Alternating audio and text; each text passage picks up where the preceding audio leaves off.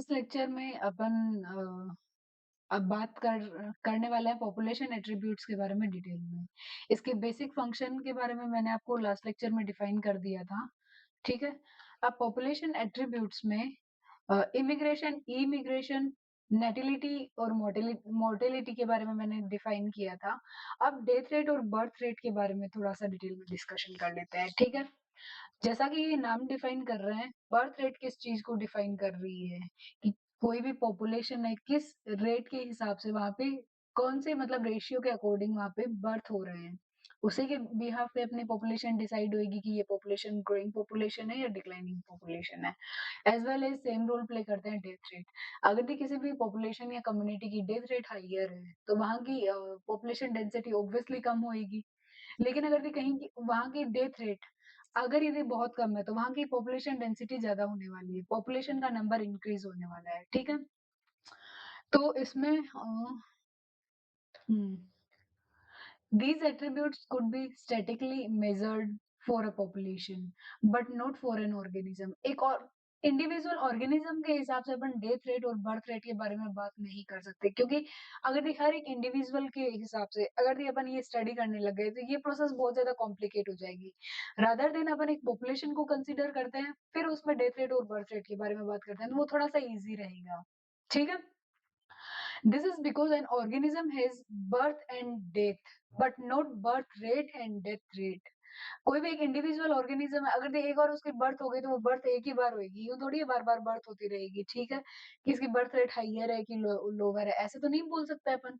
As well as similar case apply होता है death rate के केस में। कोई भी एक इंडिविजुअल ऑर्गेनिज्म है, डेथ उसकी सिर्फ एक ही बार होगी। लेकिन अगर अपन ओवरऑल पॉपुलेशन के सेंस में बात करें तो कौन से इंडिविजुअल ऑर्गेनिज्म की डेथ जल्दी हुई है, लेट हुई है, किस हिसाब से हुई है, कोई नेचुरल डिस्टरबेंस के कारण हुई है या नेचुरल डेथ हुई है, वो सारी चीजें अपन डेथ रेट और बर्थ रेट के हिसाब से डिफाइन कर सकते हैं किसी भी पॉपुलेशन में।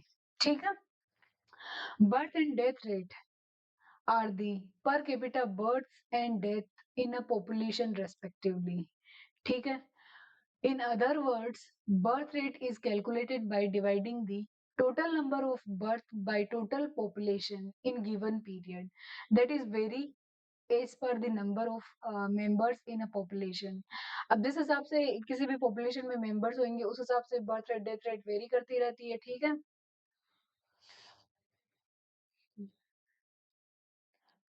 अब ये बर्थ रेट का फॉर्मूला क्या बोल रहा है यहाँ पे देखना आप, यहाँ से लेके यहाँ तक। Birth rate is calculated dividing by the total number of birth by the total population in given period time. ठीक है। तो सबसे पहले बर्थ रेट है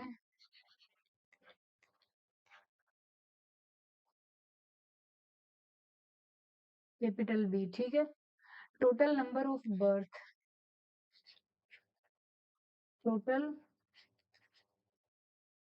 number of birth upon population, total population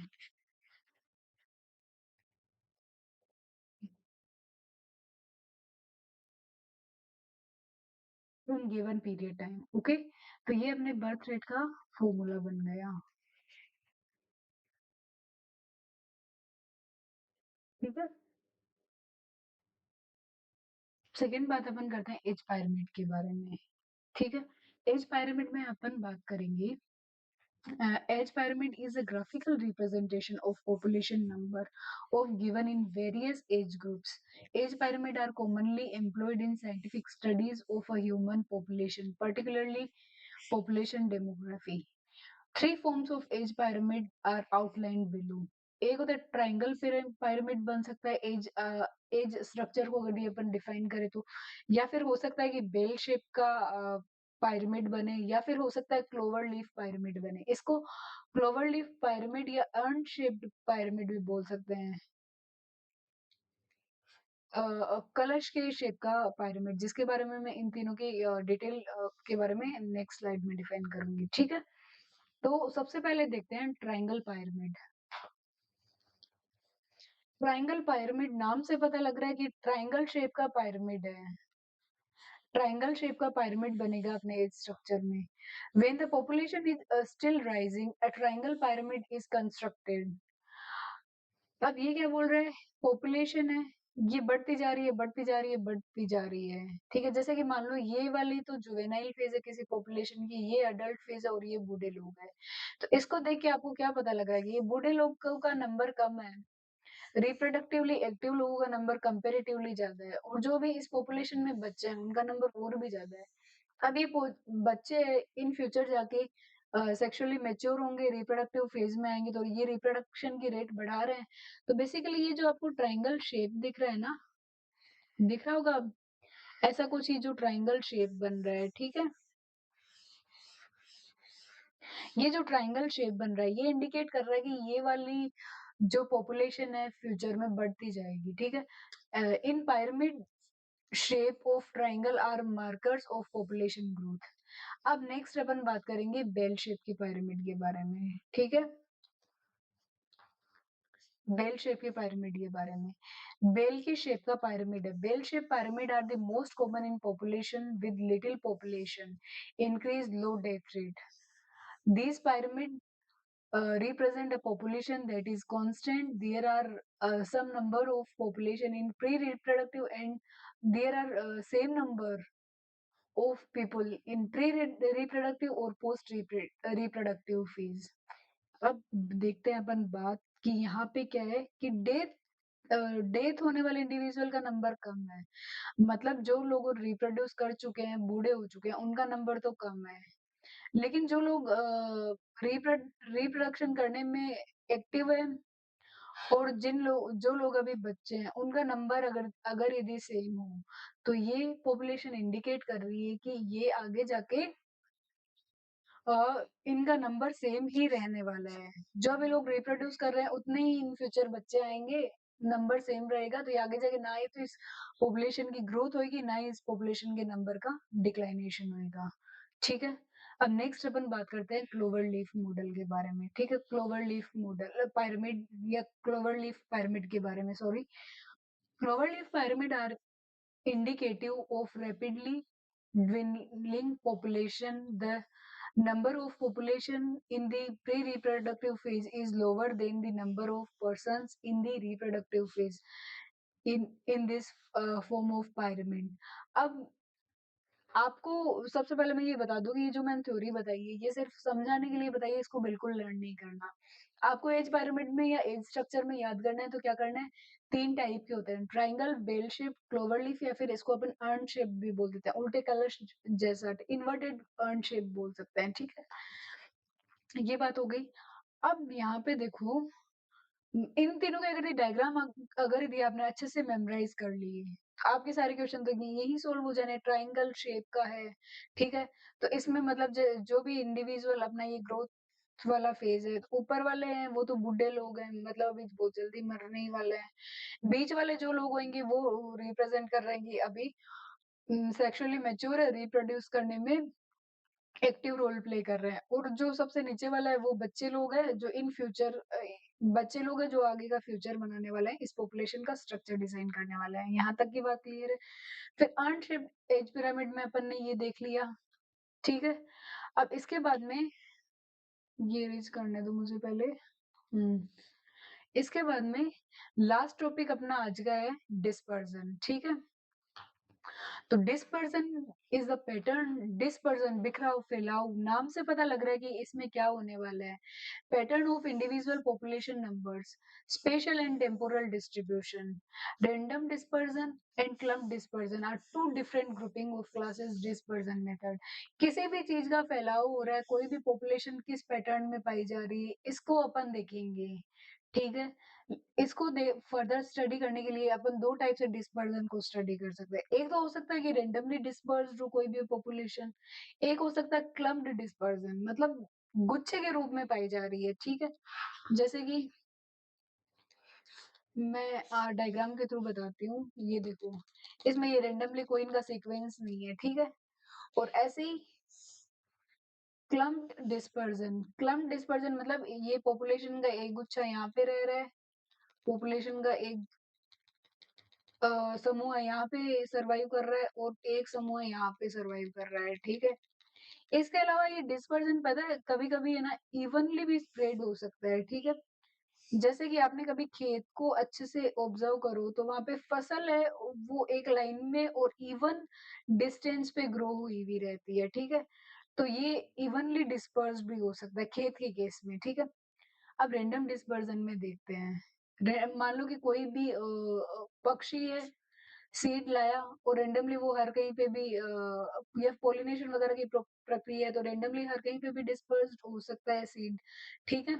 और क्लम्प्ड डिस्पर्जन में अगर अपन बात करें पॉपुलेशन सॉरी पॉपुलेशन भी रैंडमली आएगी। क्लम्प डिस्पर्जन का एग्जांपल अभी मेमोराइज नहीं करवा रही हूँ, ठीक है? Random dispersion can be distributed as a state of dispersion in which one person located is unrelated to the position of another. Clump dispersion is the natural state in which populations are located in their ecological home is known as aggregated dispersion. ठीक है? ये dispersion के 3 patterns के बारे में बताया मैंने। या तो हो सकता है कि वो रैंडमली डिस्पर्स्ड हो या फिर हो सकता है क्लम्प्ड गुच्छे बना के एक जगह रह रहे हो कि पॉपुलेशन का कुछ समूह इस एरिया में सर्वाइव कर रहा है, कुछ जो समूह है वो इस एरिया में सर्वाइव कर रहा है, ठीक है? अलग-अलग जगह पे बहुत सारे गुच्छे-गुच्छे की फॉर्म में पाए जा रहे हैं, ठीक है? अब गुच्छों का मतलब क्या है कि यहाँ पे तो बहुत सारे लोग पाए जा रहे हैं लेकिन यहाँ पे ना के बराबर लोग पाए जा रहे हैं, ठीक है? ये बात है। इसके अलावा इवनली स्प्रेड भी डिस्पर्जन हो सकता है जैसे कि अपन खेत के बारे में बात करें, ठीक है? अब मैंने जैसा कि आपको प्रॉमिस किया था इस लेक्चर के स्टार्टिंग में कि ये चैप्टर जब एक बार का कंप्लीट हो जाएगा, तो मैं इसके शॉर्ट नोट्स आपको साथ के साथ बनाने बताऊँगी, ठीक है? अब मैंने पूरे चैप्टर के शॉर्ट नोट्स बनाए हैं जितना शॉर्ट हो सके। अब क्योंकि मेरे पास तो नोटपैड है तो उसमें मेरे को लिखने में थोड़ी दिक्कत होती है तो ये 1 पेज से ज़्यादा जा रहे हैं बिल्कुल, लेकिन अगर भी आप इसको लिखोगे तो आई डोंट थिंक कि ये 1 या 2 पेज 1 पेज पेज मतलब आगे और पीछे दोनों वाला पोर्शन 1 पेज से ज़्यादा कुछ होने वाला है, ठीक है? तो इस टाइप से आपको शॉर्ट नोट्स बनाने हैं। इस चैप्टर के मैं आपको एक्सप्लेन करूँगी, आगे के चैप्टर में अगर भी टाइम रहा क्लास में, तब तो मैं आपको शॉर्ट नोट्स बताऊँगी। अदरवाइज़ 14 चैप्टर में तो हो नहीं पाएगा और 15-16 का आगे देखेंगे, ठीक है? तो इस टाइप से आपको एकदम शॉर्ट में कैसे शॉर्ट नोट्स बनाने हैं एनवायरनमेंट वाले चैप्टर के, वो मैं आपको बताऊँगी, ठीक है? अपना जो चैप्टर का नाम है ऑर्गेनिज्म एंड एनवायरनमेंट, ठीक है? इसमें सबसे पहले अपन को हैबिटाट के बारे में देखना था, ठीक है? हैबिटाट होता क्या है? A place where an organism live and perform all its activities is known as habitat. एक कोई भी इंडिविजुअल ऑर्गेनिज्म जहाँ पे रह रहा है और अपनी लाइफ की सारी एक्टिविटीज को परफॉर्म कर रहा है, वहीं पे पल बढ़ रहा है, वहीं पे खा पी रहा है, वहीं पे रिप्रोड्यूस कर रहा है और वहीं पे मर गया, वही उसका हैबिटाट है, ठीक है? Interact with all biotic and abiotic factors, ठीक है? आपने बायोटिक और एबायोटिक फैक्टर्स के बीच में इंटरेक्ट करता है इस हैबिटाट में रह के, इसको अपन ने हैबिटाट बोल दिया। अब निश क्या होता है? पार्ट ऑफ हैबिटाट पार्ट एक हैबिटाट पूरे हैबिटाट में मैंने बताया था जैसे अपना एक कमरा है पूरे घर में, वो अपना निश हो गया, ठीक है? ये अपना फंक्शनल एरिया है, अपन सबसे ज़्यादा रूम में ही रहते हैं, पढ़ना है तो खुद ही रूम में जाके पढ़ेंगे, यूँ थोड़ी है कि हॉल में जाके पढ़ने बैठ गए, सब लोग आके आके डिस्टर्ब कर रहे हैं, ऐसा थोड़ी करेंगे। तो जो हैबिटाट का फंक्शनल एरिया है, वो निश है, जहाँ पे एकदम कोई वहाँ पे वो अपने सारे फंक्शनल एक्टिविटीज़ को परफॉर्म कर रहा है, ठीक है? नेक्स्ट अपन बात करते हैं पॉपुलेशन की। तो पॉपुलेशन के बारे में बात करने से पहले मैं आपको एक ये जो एरो डायग्राम के फॉर्म में कैसे इंडिविजुअल से पूरा बायोस्फीयर बना है, उसके बारे में बता देती हूँ। कोई भी इंडिविजुअल है, अब ये इंडिविजुअल ग्रुप के फॉर्म में ये बहुत सारे इंडिविजुअल मिलके क्या करेंगे? पॉपुलेशन का फॉर्मेशन करेंगे, ठीक है? और ये पॉपुलेशन का समूह है, आगे जाके कम्युनिटी का फॉर्मेशन करेगा। बहुत सारी पॉपुलेशन मिलके कम्युनिटी का फॉर्मेशन करने वाली है, ठीक है? अब बहुत सारी कम्युनिटी मिलके इकोसिस्टम का फॉर्मेशन करेगी। बहुत सारे इकोसिस्टम मिलके लैंडस्केप का फॉर्मेशन करेंगे, ठीक है? लैंडस्केप मिलके बहुत सारे बायोम का फॉर्मेशन करेंगे, ठीक है? और बहुत सारे बायोम मिलके बायोस्फीयर का फॉर्मेशन करेंगे। यहाँ तक की बात क्लियर है कि कैसे किसी इंडिविजुअल से बायोम और बायोस्फीयर तक की स्ट्रक्चर का फॉर्मेशन हुआ है, ये बात मैंने बताई है। ठीक है? इसके बाद में नेक्स्ट मैंने जो लास्ट टाइम में आपको अडैप्टेशन के बारे में पढ़ाया था, पॉपुलेशन के बारे में सॉरी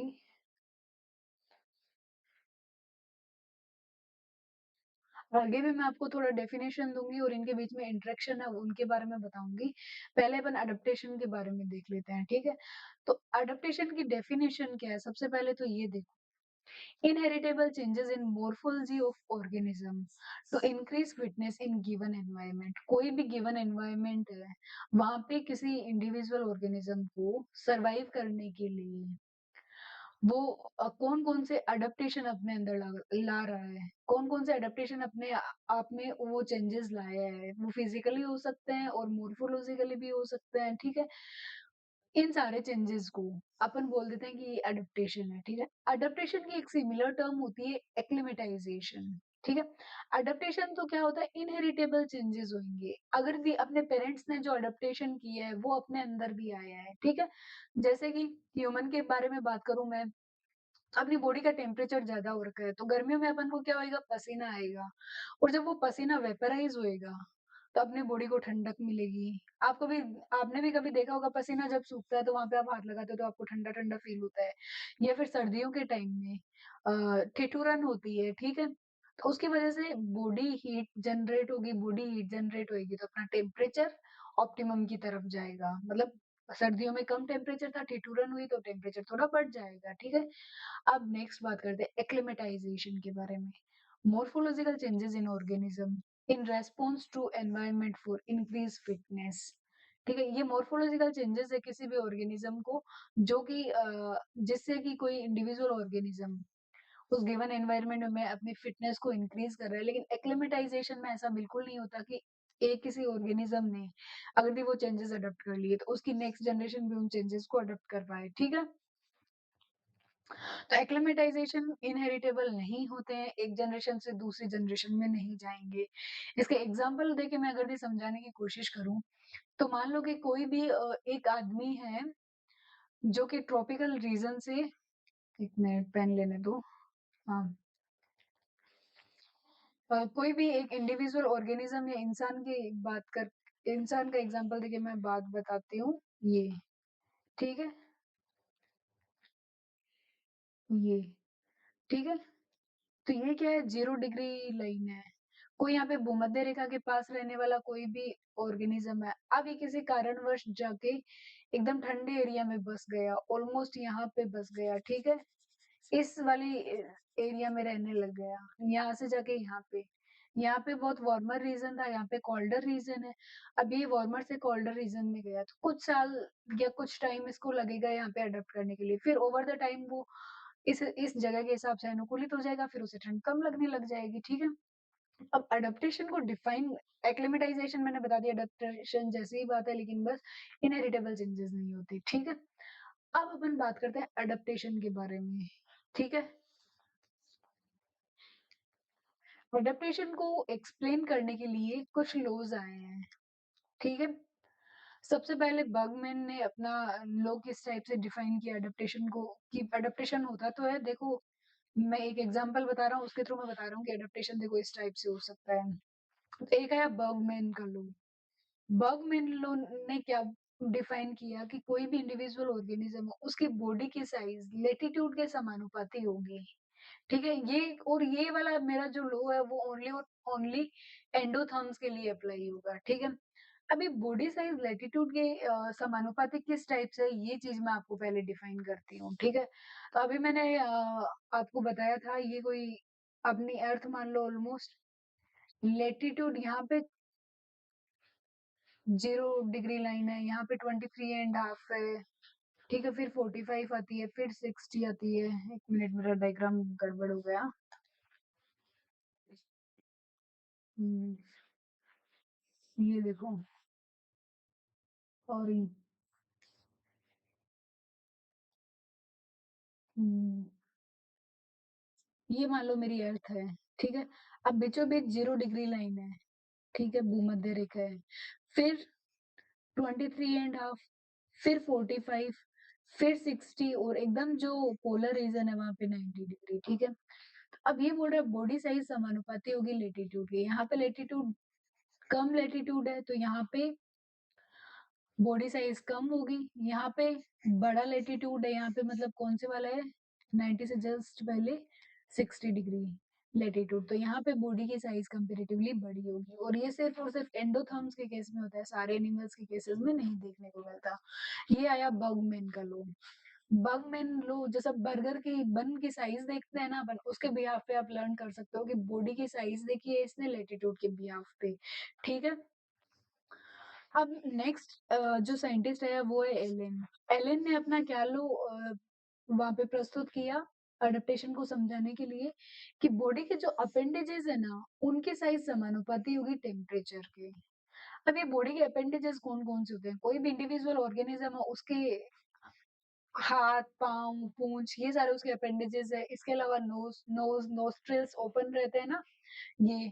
अब ये बॉडी की साइज समानुपाती होगी, बॉडी अपेंडेजेस की साइज समानुपाती होगी टेम्परेचर के। तो टेम्परेचर देखो पोलर रीजन है जो अपनी अर्थ के यहाँ वाले और यहाँ वाले, यहाँ पे टेम्परेचर कम रहने वाला है तो यहाँ पे अपेंडेजेस की साइज, टेम्परेचर कम है तो अपेंडेजेस की साइज भी कम है।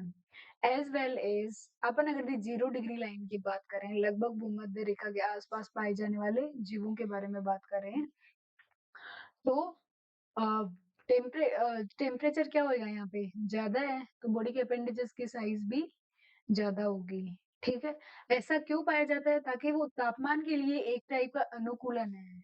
अगर यदि भाई कोल्डर रीजन में अपेंडिसेस की साइज बड़ी होगी तो हीट लॉस ज्यादा होगा। और अगर दी वार्मर एरियाज में जो अपने अपेंडिसेस है उनकी साइज छोटी छोटी हुई तो हीट लॉस बहुत ज्यादा नहीं हो पाएगा, लेकिन वहां पे तो गर्मी पड़ रही है, अपन को हीट लॉस की जरूरत पड़ रही है। इसलिए एलन ने ये रूल एक्सप्लेन करा कि अपेंडिसेस की साइज भी टेम्परेचर के समानुपाती है। जहाँ टेम्परेचर कम है वहां पे छोटे छोटे अपेंडिसेस पाए जाएंगे, जैसे कि कोल्डर एरियाज में नीचे मैंने डायग्राम देके बताया हुआ है, देखो कोई ऑर्गेनिज्म उसके छोटे छोटे अपेंडिसेस पाए जा रहे हैं, जबकि वार्मर एरियाज में क्या अपेंडिसेस की साइज बहुत बड़ी है। ठीक है, ये बात हो गई। अब इसके बाद में बर्गमैन के लो के बारे में मैंने बता दिया था, बर्गर की साइज तो बॉडी की साइज और लेटीट्यूड के बिहाफ पे देखना है। एलन का रूल है, तो एलन ने अपेंडेजेस के बारे में बताया था कि टेम्परेचर के समानुपाती होते हैं। ठीक है, फिर ग्लोगन रूल, ग्लोगर्स रूल है, तो ये ग्लो किस टाइप से करेगा कोई भी इंडिविजुअल ऑर्गेनिज्म, उसके बारे में इसने एक्सप्लेन करने की कोशिश करी थी थोड़ी बहुत। कि सबसे पहले इसने बताया एंडोथर्म्स, सबसे पहले इसने जो लो दिया वो ओनली ऑन एंडोथर्म्स पे अप्लाई हो रहा था। अब ग्लोगर रूल ने क्या बोला कि जो वार्मर एरियाज है उनकी जो स्किन है वहां पे ये देखो पिगमेंटेशन बहुत ज्यादा पाया जा रहा है, और कंपेरेटिवली जो कोल्डर एरियाज है वहां पे जो स्किन पे पिगमेंटेशन है वो बहुत कम पाया जा रहा है। यहाँ तक की बात क्लियर है। फिर अपन बात करते हैं रेंच रूल के बारे में। रेंच रूल फॉर, ये रेंच रूल रेंच फ्लाई के सेंस में आपको ग्लोगन ग्लो के सेंस में ले लिया तो स्किन पे पिगमेंटेशन के बिहाफ पे ले लिया। ठीक है, अब रेंच रूल है ये केवल और केवल बर्ड्स के ऊपर अप्लाई हो रहा था कि उनके विंग्स की साइज किस टाइप से है। ठीक है, अब देखो वार्मर एरियाज है वहां पे लार्ज और ब्रॉड, ये कोई पक्षी लिया है मैंने, इसके है ना जो विंग्स है ना वो लार्जर है और ब्रॉड है। ठीक है, जबकि कोल्डर एरियाज है वहां पे उसके जो विंग्स है वो नैरो है और एक्यूमुलेटेड है। नैरो मतलब संकरे है और नुकीले हैं। ठीक है, ताकि हीट लॉस कम हो पाए, यहाँ पे हीट लॉस ज्यादा होगा तो चल जाएगा इस वाले बर्ड को। ठीक है, इस टाइप से कोल्डर और वार्मर एरिया के और एरियाज में बर्ड्स जो पाए जाते हैं इनकी विंग्स की साइज भी अलग अलग होगी। ये अडेप्टेशन को डिफाइन करने के लिए मैंने कुछ रूल्स आपको एक्सप्लेन कर दिए हैं। ठीक है, फिर नेक्स्ट अपन बात करते हैं पॉपुलेशन के बारे में। ठीक है, तो population group of individual of same species living in same geographical area where they can interbreed and give fertile offsprings. जो जो इंटरब्रीड करके फर्टाइल ऑफस्प्रिंग दे पाएगा, मतलब वो इंटरब्रीड कर रहे हैं किसी भी इंडिविजुअल को पैदा किया और वो इंडिविजुअल भी आगे सक्षम होना चाहिए कि वो भी आगे जाके फर्टाइल, वो भी आगे जाके बच्चे पैदा कर सके। ठीक है, तो ये हो गई अपने पॉपुलेशन की डेफिनेशन। अब पॉपुलेशन में इंटरेक्शन किस किस टाइप से होता है, तो मैंने स्पीशीज 1 और 2 का एग्जांपल लेके बताया था कि अगर ये दोनों को घाटा हो रहा है तो कंपटीशन, एक को घाटा हो रहा है और एक को कोई फ़र्क नहीं पड़ रहा, तो एमेंसेलिज्म। ए में मैंने नाम में बताया था कि देखो माइनस का निशान आ रहा है, एमेंसेलिज्म। जबकि कॉमेंसेलिज्म में क्या था, एक को फ़ायदा हो रहा था और एक को कोई फ़र्क नहीं पड़ रहा था, ठीक है? ऐसे ही यदि एक को फ़ायदा और एक को घाटा हो रहा है, तो प्रीडेशन और पैरासिटिज़म के बारे में अपन ने बात कर ली थी। फिर अगर दोनों को कोई फ़र्क नहीं पड़ रहा, ठीक है? तो ये न्यूट्रलिज़्म की कहानी हो गई, और दोनों को फ़ायदा हो रहा था, ये म्यूचुअलिज़्म की कहानी हो गई। यहाँ तक की बात क्लियर है? इसके साथ में यहाँ पर ना अपनी जो बुक में एग्ज़ाम्पल दिए हुए हैं, वो यहाँ पे लिखोगे, ये आपका टास्क है, ठीक है? अब यहाँ पे मैंने म्यूचुअलिज़्म के एग्ज़ाम्पल मेंशन किए हुए हैं। म्यूचुअलिज़्म एक टाइप का ऑब्लिगेट रिलेशन है। जैसे इसके एग्ज़ाम्पल्स मैंने यहाँ पे मेंशन किए हुए हैं, lichens, insect versus insect pollinated flower. Insect को फ़ायदा हुआ कि उसको वो फूड मिल गया, और जो जिस फ्लावर पे फ़ीड कर रहा था, उसका पॉलिनेशन हो गया, दोनों को फ़ायदा हो गया। तो उसको भी इंसेक्ट को भी खाना लेना ही पड़ेगा, और ये जो फ्लावर है, इसको खाना देना भी पड़ेगा, और इसका फ़ायदा क्या हो जाएगा, इसका पॉलिनेशन हो जाएगा बैठे-बिठाए का, ठीक है? Fruit dispersal bye birds. Birds का तो पेट भर गया, और फ्रूट से उन खाए उसने, बीज भी खा लिए साथ में, तो अब ये बर्ड कहीं गई यहाँ पे गई, तो यहाँ पे जब इसने फीकल मटेरियल एक्सक्रीट किया, तो यहाँ पे वो बीज आ गया और यहाँ पे ग्रो कर जाएगा, ठीक है? यहाँ पे प्लांट बन जाएगा। इसके अलावा जू क्लोरेला और जू ज़ेंथिला, इसके अलावा सिम्बायोटिक नाइट्रोजन फिक्सेशन, ठीक है? ऐसे जैसे मैंने म्यूचुअलिज़्म के एग्ज़ाम्पल दिए, इस पेज में आपको बाकी सारे जितने भी अपनी बुक में एग्ज़ाम्पल मेंशन किए हुए हैं, वो यहाँ पे अच्छे से एक्सप्लेन करने हैं, ठीक है? इसके बाद में अपन बात करते हैं पॉपुलेशन एट्रिब्यूट्स, भी अपने सिलेबस में मेंशन किया हुआ था। पॉपुलेशन एट्रिब्यूट्स में मेनली अपन ने डेथ रेट और बर्थ रेट के बारे में पढ़ा था। बर्थ रेट को अपन ने नेटिलिटी बोला था, और डेथ रेट को अपन ने मोर्टेलिटी बोला था, ठीक है? अब बर्थ रेट या नेटिलिटी है, ये भी 2 टाइप से बर्थ रेट हो सकती है। एक तो आइडियली, आइडियल कैसे, कोई भी सिचुएशन आइडियल एक्चुअली एग्जिस्ट करती ही नहीं है। आइडियल क्या बोल रहा है कि मैक्सिमम बर्थ रेट हो। मैक्सिमम बर्थ रेट का कांसेप्ट क्या है, जैसे कि मान लो ह्यूमन्स के केस में मैं एग्जांपल लेती हूँ। कोई भी फीमेल है, वो रिप्रोडक्टिवली अ, मैच्योर कब तक है? ऑलमोस्ट 18 से लेके, और जब तक मेनोपॉज़ नहीं आता, मान लो 40 तक मान लो, ठीक है? लगभग 40 या 35 मान लो, चलो 35 तक वो रिप्रोडक्टिवली मैच्योर है, ठीक है? तो 18 से 28 और 38, लगभग मतलब 20 से थोड़ा कम साल, तो इतने टाइम वो कंटिन्यू बच्चे थोड़ी पैदा कर रही है, ठीक है? वो तो अपनी लाइफ स्पान में 2-3 बस इतने ही बच्चे पैदा करती है, कंटिन्यू अगर दी बच्चे पैदा करे, एक बच्चा हुआ फिर दूसरे की तैयारी चालू, फिर दूसरे की तैयारी चालू, तो वो होएगी आइडियल कंडीशन, जो कि एक्चुअल में एग्जिस्ट कभी भी नहीं करती है, ठीक है? ऐसे ही रियलाइज्ड क्या होता है, एक्चुअल व्हाट हैपन, एक्चुअली क्या हो रहा है, ये 2 या 3 ही बच्चे पैदा कर पा रही है अपने पूरे लाइफ स्पान में, एक कोई इंडिविजुअल फीमेल। सेम ऐसी ये कहानी होएगी डेथ रेट के बारे में। डेथ रेट को अपन मोर्टेलिटी भी बोलते हैं। अब ये जो बर्थ रेट है, बी से डिनोट करते हैं, डेथ रेट को अपन डी से डिनोट करते हैं, ठीक है? अब मोर्टेलिटी के बारे में, आइडियली कब mortality, maximum death rate, sorry maximum नहीं, इट्स मिनिमम डेथ रेट। कोई भी एक इंडिविजुअल ऑर्गेनिज्म, जैसे ह्यूमंस के केस में मान लो ऑलमोस्ट 100 ईयर का लाइफ स्पान कंप्लीट कर रहा है, फिर कोई इंसान मर रहा है, लेकिन एक्चुअल में तो ऐसा नहीं होता, कोई और भी बहुत सारे कारण हो जाते हैं, कोई डिजीज हो जाती है, कोई एक्सीडेंट हो जाता है, उसके कारण वो पहले ही मर जाता है, ठीक है? तो रियल में तो ऐसी कोई चीज एग्जिस्ट नहीं कर रही, तो आइडियल सिचुएशंस कभी भी एग्जिस्ट नहीं करती। ये तो अपन यूं ही आइडिया लगा रहे हैं कि अगर ये ऐसा हो तो क्या होगा, ठीक है? अब बात करते हैं रियलाइज्ड की, एक्चुअल में क्या होता है? तो एक्चुअल में क्या होएगा, कोई भी इंडिविजुअल ऑर्गेनिज्म है, उसको कोई बीमारी हो गई, तो वो मान लो कि हो सकता है कि वो अपने चाइल्डहुड में मर गया हो, अडल्टहुड में मर गया हो, या फिर जस्ट आफ्टर मैच्योर फेज के बाद मर गया हो, ठीक है? या फिर एक्सीडेंट के कारण हो सकता है कि उसका कभी भी डेथ हो गया हो, ये एक्चुअल वाली कंडीशन है, ठीक है?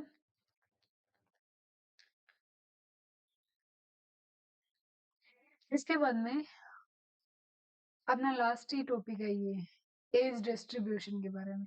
एज डिस्ट्रीब्यूशन का जब मैं आपको जो ग्राफ बता रही थी, पिरामिड को कैसे समझना है उसके बारे में बता रही थी, एज स्ट्रक्चर्स के बारे में। तो सबसे पहले अपन पूरी पॉपुलेशन को 3 वेज में कैटेगराइज करेंगे, ठीक है? सबसे पहले होएगा जुवेनाइल फेज, उसके बाद वाले को अपन जो रिप्रोडक्टिवली मैच्योर है, बच्चे पैदा कर रहे हैं, उसको अपन बोलेंगे रिप्रोडक्टिव फेज।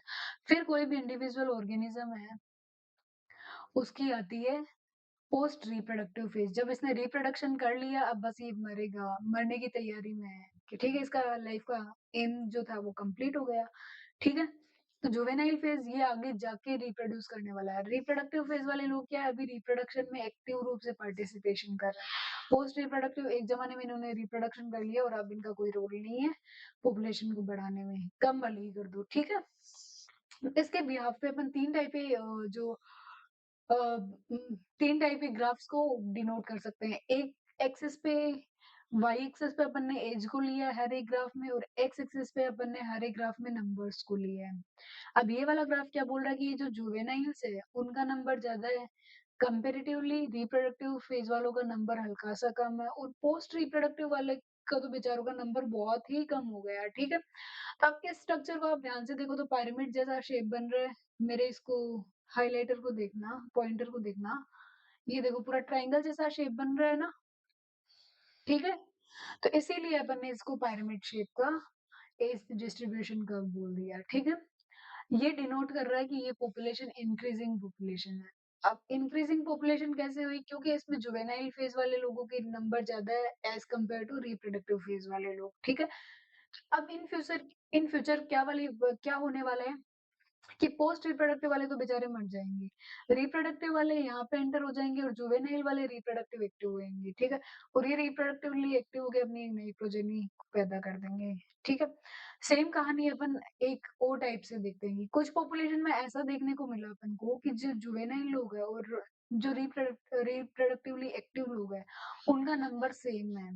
ठीक है, और लेकिन जो बेचारे पोस्ट रिप्रोडक्टिव लोग हैं उनका नंबर कम है। ठीक है, तो ये एक घंटी के जैसी शेप बन रही है, देखो बेल शेप। ठीक है, ये क्या कर रहा है, ये क्या डिनोट कर रहा है कि ये पॉपुलेशन स्टेबल है। जो रिप्रोडक्टिवली एक्टिव लोग हैं और जुवेनाइल लोग हैं वो एक्टिव, उनका नंबर सेम है। ठीक है, इसके बाद में अपन बात करते हैं एज। इसके बाद में अपन बात करते हैं कि ये जो पोस्ट रिप्रोडक्टिव और रिप्रोडक्टिव वाले लोग तो सेम है, लेकिन अब ये जो अपने जो जुवेनाइल लोग हैं इनका नंबर बहुत कम है। इनके नंबर के बिहाफ पे अपन ने क्या डिसाइड किया कि यार ये तो आगे जाके जब ये रिप्रोडक्टिव में एंटर होंगे, तो ये तो बेचारे कम रिप्रोड्यूस कर पाएंगे, कम लोग हैं इसलिए। ठीक है, तो ये वाली पॉपुलेशन आगे जाके घटती जाएगी। ठीक है, तो ये डिक्लाइनिंग या डिक्रीजिंग पॉपुलेशन को डिनोट कर रहा है, और इसकी शेप कैसी है, अर्न शेप्ड है। ठीक, उल्टे कलश जैसी इन्वर्टेड अर्न शेप है। ठीक है, ये बात अपन ने कर ली। ऐसा जैसे मैंने आपको एज डिस्ट्रीब्यूशन के बारे में बताया, सेम ऐसा का ऐसा आप उसके बारे में, डिस्पर्जन के बारे में बना सकते हो। ठीक है, एक जगह रैंडमली हो रही है, एक जगह एकदम स्पेसिफिक मैनर में हो रही है, एक जगह कलम शेप में हो सकती है, और फिर नीचे उनके एग्जाम्पल लिख देना। ठीक है, अगर ये आपको डिटेल नोट्स तो बिल्कुल बनाने नहीं है, लेकिन अगर ये आपको शॉर्ट नोट्स बनाने हैं तो 1 स्लाइड, 2 स्लाइड, 3 स्लाइड, 4, 5 और 6 स्लाइड, इन 6 स्लाइड होपफुली आराम से ये हो जाएगी एक पेज में कंप्लीट। ठीक है, ऐसे आप शॉर्ट नोट्स बनाने हैं आपको। ठीक है, और एनवायरनमेंट वाले यूनिट में अगर ये आप शॉर्ट नोट्स बनाओगे तो इसका फायदा क्या है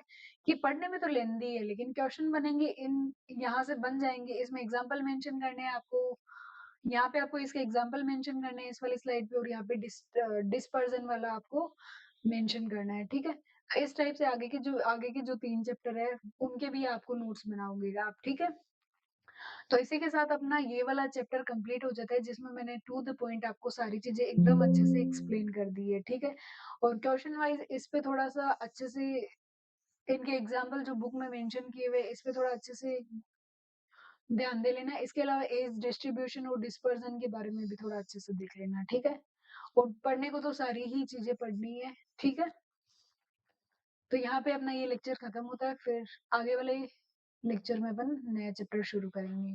सो थैंक यू।